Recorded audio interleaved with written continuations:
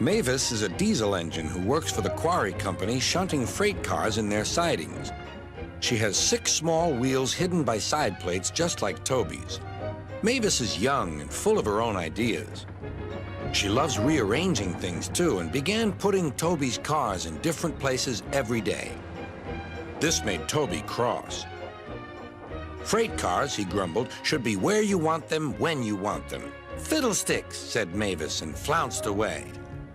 At last, Toby lost patience. I can't waste time playing hunt the cars with you. Take them yourself. Mavis was pleased. Taking cars made her feel important.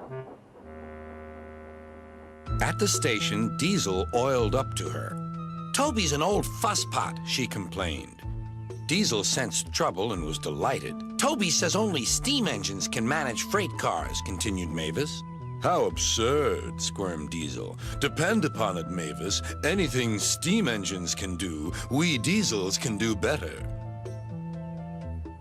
Diesel knew nothing about cars, but Mavis didn't realize this.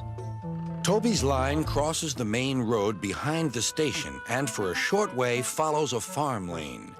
Frosty weather makes the muddy lane rock hard and very slippery.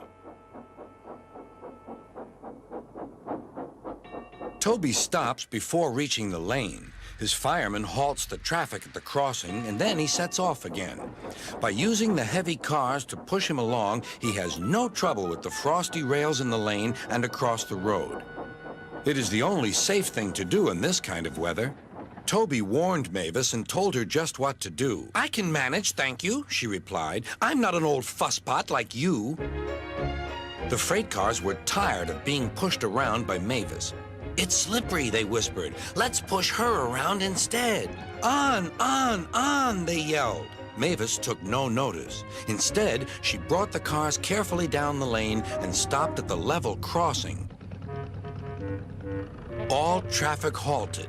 One in the headlamp for fusspot Toby, chortled Mavis. But Mavis had stopped in the wrong place. Instead of taking Toby's advice, she had given the cars the chance they wanted. Hold back, they cried. Grrr up, ordered Mavis. The cars just laughed and her wheels spun helplessly. Workmen sanded the rails and tried to dig away the frozen mud, but it was no good. Everyone was impatient. Grrr, wailed Mavis. Toby was in the yard when he heard the news. I warned her, he fumed. She's young yet, soothed his driver, and she can manage her cars herself, interrupted Toby. They're your cars, really, his driver replied. Mavis is supposed to stay at the quarry. If Sir Topham Hatt finds out... Yes, said Toby thoughtfully. He and his driver agreed that it would be best to help Mavis after all. An angry farmer was telling Mavis just what she could do with her train. Having trouble, Mavis? Chortled Toby. I am surprised. Grosh, said Mavis.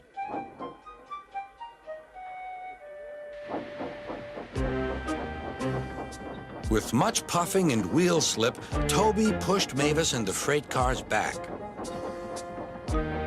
The hard work made his fire burn fiercely, and his firemen spread hot cinders to melt the frozen mud.